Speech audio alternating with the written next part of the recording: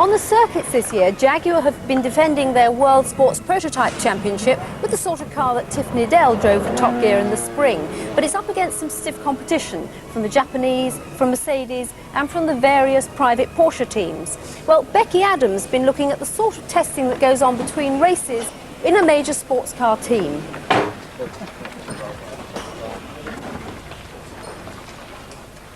Well, it's 8 o'clock on a sunny morning in August. We're here at Silverstone South Circuit with Richard Lloyd's Porsche team.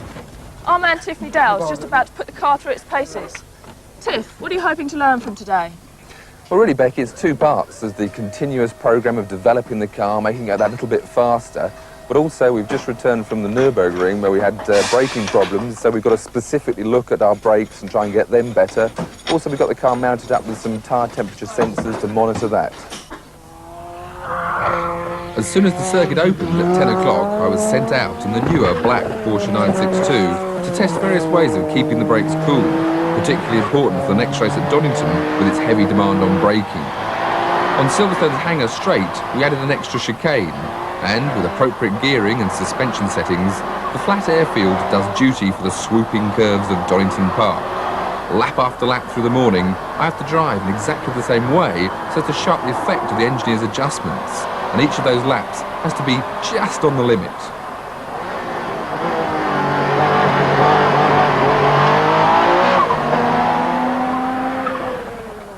It doesn't always work.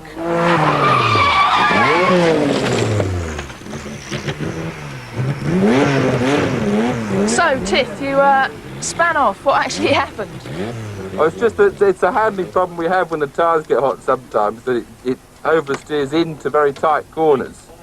And that was a classic case we've seen now of terminal oversteer into a tight corner. So, but you always have to push right to those limits when testing to get a feel of what the car really does at the limit. Is there anything that can be done about it, or is it just more careful driving next time? No, you always try and change the car. You try to stay driving as hard as possible, and the team of mechanics now try a suspension change or a wing change, or aerodynamic change, so that I can drive in the same manner but go through the corner at that speed. My teammate this year is former world sports car champion Derek Bell, 5 times winner at Le Mans, always in Porsches, most recently in a 962. It's a classic car now, really. I mean, it's been around a lot of years. It handles very well, but of course technology has overtaken us with the other manufacturers coming in a bit now, and we're having a bit of a struggle to keep up. But the car basically is a very neutral handling car. The power is very sweet, very nice sort of power. The car has no vices. It's never had any vices at all. Throughout the day, it's out for a few laps testing, then back to the pits to tell team manager Ian Dawson how the car is affected by the latest modification. There's also some bumps right on the apex which unsettle it. So even if you go in neutral... Does it feel like it unloads in the rear? You get a sort of an unloading sensation. Well, that's what I'm thinking. It looks a little bit the like it here. The high speed as well, it's unloaded at the club. It lifts itself. Yeah. So what are you actually gaining from this little computer printout?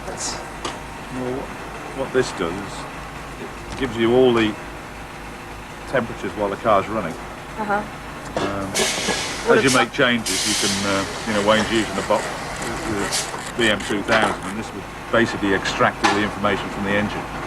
If we make adjustments in there, this will show up whether the water temperature's higher or lower, whether one gets affected, the oil's higher or lower. It records fuel temperature, revs in the engine.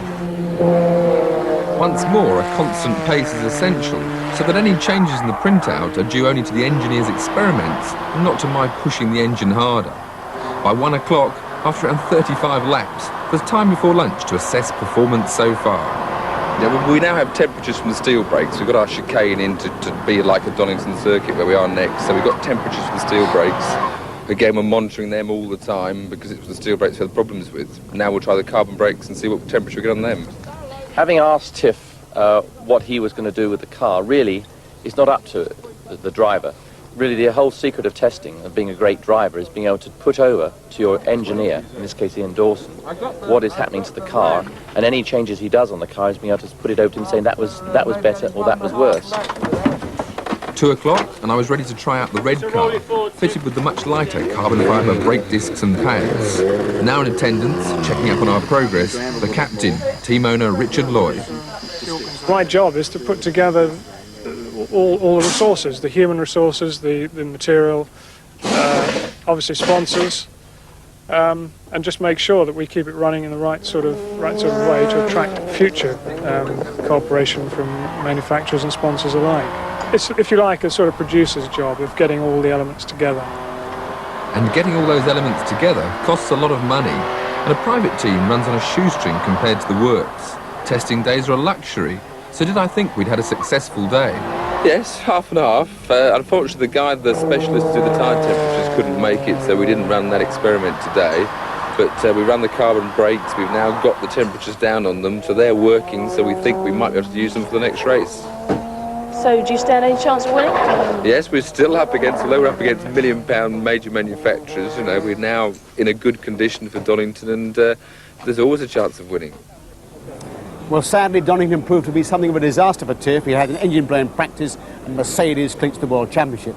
So now there's only the final run in Mexico in 10 days' time for the Richard Lloyd team to end the year on a high note. That's really all from Motor Fair on Top Gear. We do, however, have a special programme going out tomorrow evening. You can join Noel Edmonds, Janet Ellis and Chris Goffey at 7 p.m. on BBC Two.